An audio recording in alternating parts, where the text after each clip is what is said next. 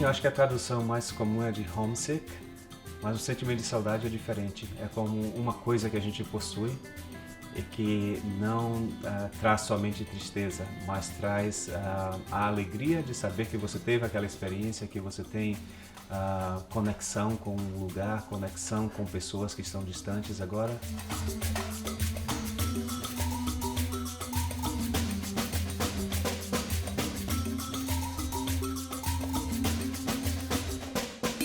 Eu me chamo Fábio Ramos de Andrade, sou natural da cidade de Capim Grosso, no estado da Bahia, Brasil. Eu moro aqui em Eugene com a minha esposa, que é natural dessa região, e meus 2 filhos que nasceram no Brasil. 2 filhos gêmeos, hoje com 12 anos. A gente morou no Brasil até 2013.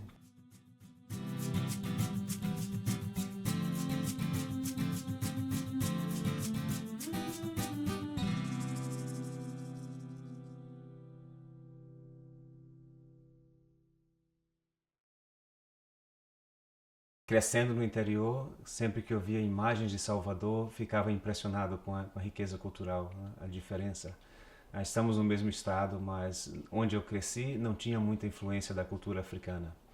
E em Salvador, a cultura africana ainda é muito forte. Então, me impressionava a cidade. E quando eu pude visitar e depois ir lá para estudar e trabalhar, ficava bastante animado cada vez que saía às ruas e você podia ouvir música, podia ouvir ah, expressões religiosas em diferentes partes da cidade. É uma cidade com muita vida, com muita coisa acontecendo todo o tempo. As pessoas são muito abertas. Você chega para morar em Salvador e alguns dias depois as pessoas já te tratam como se você fosse um amigo de longas datas.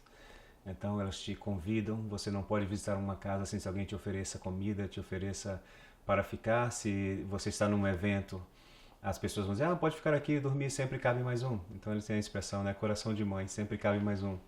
Então é uma cultura de muita abertura, de muita receptividade e de muita festa, apesar das dificuldades que as pessoas enfrentam para viver em Salvador. O Brasil demorou, foi o último país a abolir a escravidão nas Américas e também foi o país que mais recebeu escravos trazidos da África.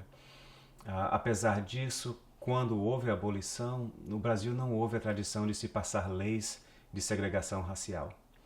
Então a integração em forma legal foi mais rápida. E barreiras para que pessoas negras alcançassem certos postos na sociedade não existiam formalmente.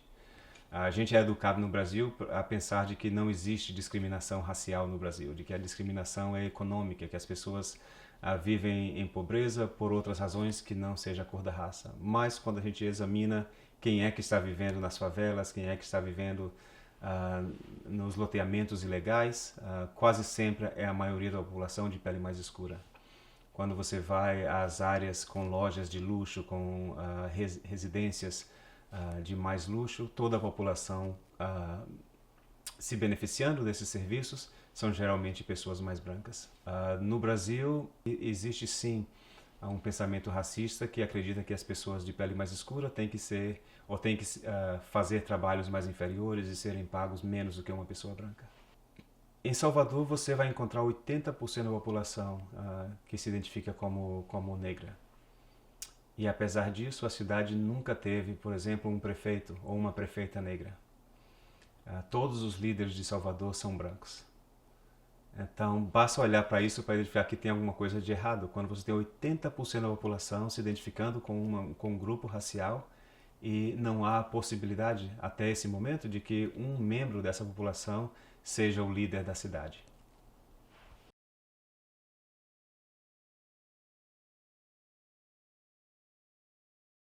A coisa que me traz mais saudade, é a palavra que a gente usa no Brasil, é ver gente nas ruas, ver interações entre as pessoas.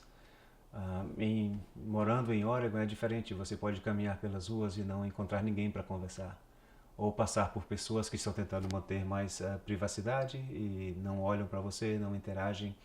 Então, esse foi o aspecto cultural mais difícil da minha adaptação aqui.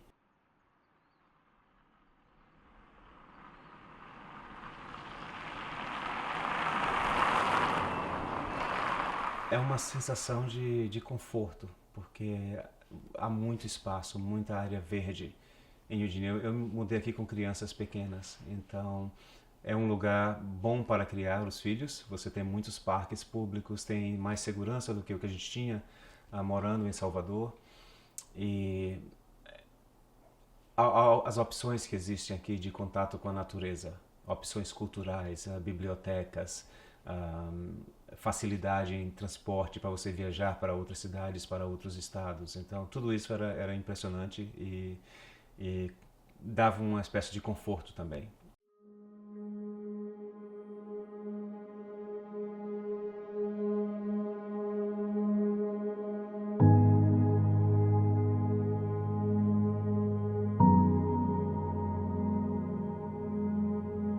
Oregon teve uma história de segregação oficial muito forte. O estado foi fundado sobre a ideia de que seria um estado apenas para a população branca.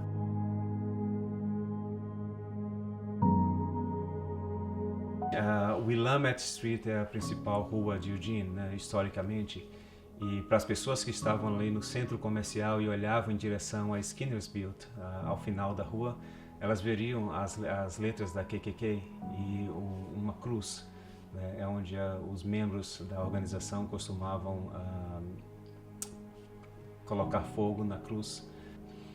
Então, a tradição de segregação racial, a tradição de perseguição às pessoas não brancas, primeiro aos indígenas, depois aos negros também, a perseguição religiosa contra católicos foi muito forte, num período em que Oregon tinha mais membros da KKK per capita do que no sul do país. Quando Oregon foi admitido como parte dos Estados Unidos, a Constituição do Estado tinha uma lei que proibia que pessoas não brancas morassem no Estado. Por exemplo, se uma pessoa negra fosse identificada residindo no Estado, essa pessoa poderia receber a punição de chicotadas públicas ou pagar multas até que decidisse sair do Estado. A lei foi abandonada depois de algum tempo, mas a prática de segregação contra as pessoas não brancas continua e a gente ainda sente reflexos hoje.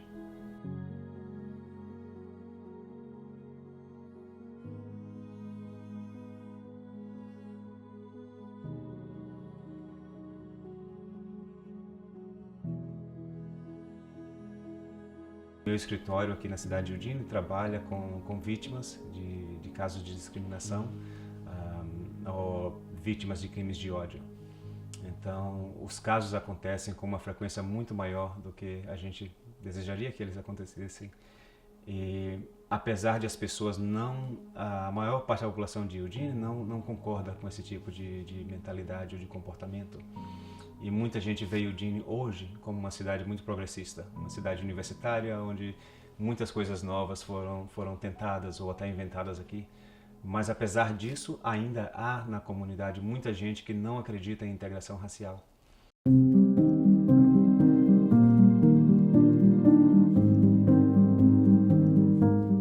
As crianças já foram agredidas verbalmente com mais frequência, o que é um pouco que deixa a gente bastante triste.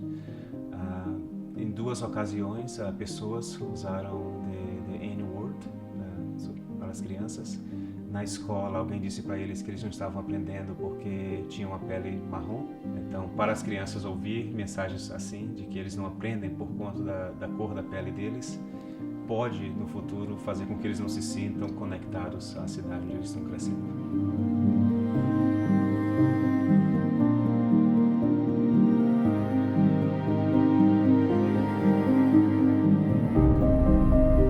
Já são 9 anos morando aqui. E a adaptação não foi das mais fáceis no início, mas devido ao meu nível de educação, eu pude ingressar em um segundo curso de pós-graduação aqui na Universidade de Oregon, depois fazer um curso de doutorado.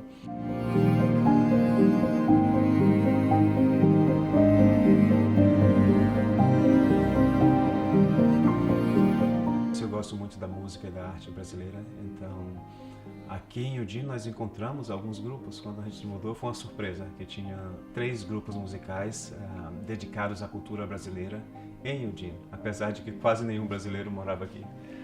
Mas encontramos um grupo de forró, que é um tipo de música tradicional da região nordeste do Brasil, onde eu cresci.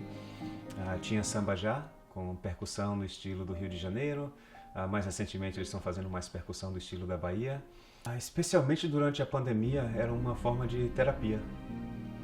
Quando você trabalha e trabalha com assuntos estressantes e ao final do dia tem a oportunidade de bater um tambor, é como se você descarregasse todo o estresse, todo o cansaço do dia num instrumento e recebe música em retorno.